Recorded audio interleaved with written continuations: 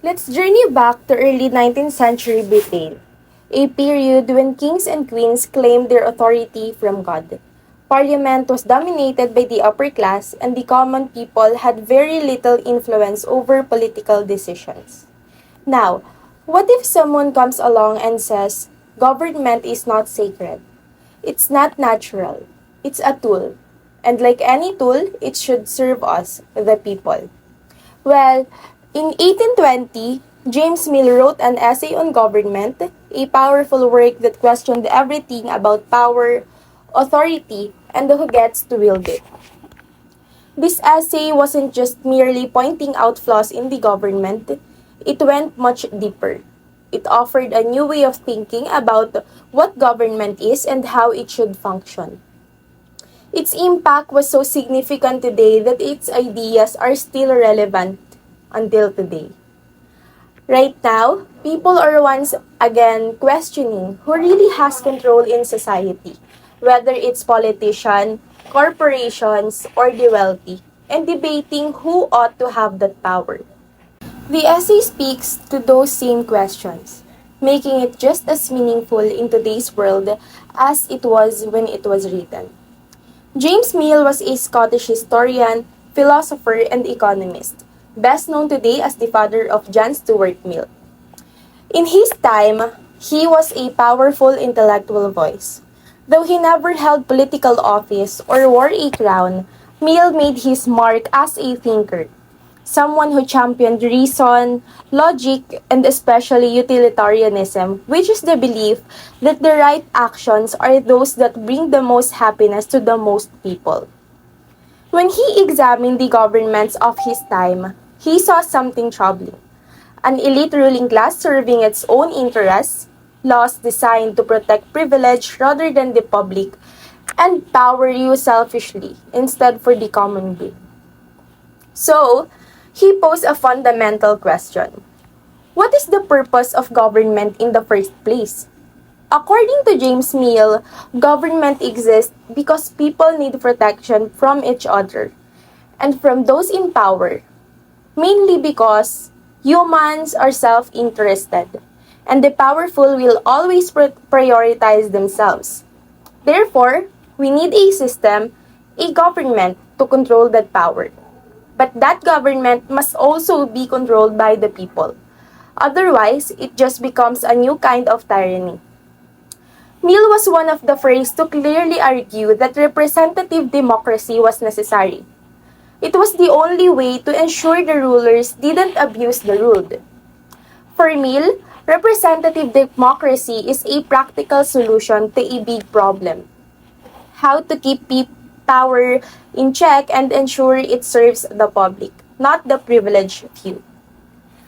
Since it's impossible for every citizen to be directly involved in making laws, especially in large country, electing representatives is the next best thing. But those representatives must be accountable to the people, meaning they need to act in the people's interests or risk being voted out. Mill begins by laying down two propositions which appear to involve a great portion of the inquiry and which is unlikely that there will be any dispute. First is the checking body must have a degree of power sufficient for the business of checking, and secondly is it must have an identity of interest with the community. Otherwise, it will make a mischievous use of its power. The question is, how are the interests of the representatives to be identified with those of the community? Mill believed that representatives will only act in the public interest if they know they can be removed from power if they don't. That's why regular, open elections are essential. They create a direct incentive for representatives to align their actions with the needs and desires of the people. If they act selfishly or unjustly, they risk losing their seat. In other words, fear of losing power is what keeps their interests tied to the public's. It's not that representatives are naturally virtuous, it's that the system is designed to force them to act in line with the people or face consequences. But there are limitations in his arguments, especially with his arguments for representative government. He also held exclusionary beliefs that don't align with modern democratic values. Mill argued that only educated property-owning men should have the right to vote. He believed these individuals had the education, experience, and personal investment in society to make responsible political decisions. In his view, the poor or educated or the uneducated rather might be more easily misled or might vote emotionally rather than rationally. From today's perspective, that's clearly elitist. It shut out huge parts of the population, women, the working class, and the poor from having a say in their own governance.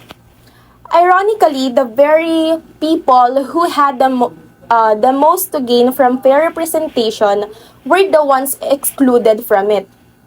Interestingly, even his son John Stuart Mill recognized this flaw and became an early advocate for women's rights and broader suffrage. He pushed for a more inclusive democracy, showing how even with one generation ideas could evolve.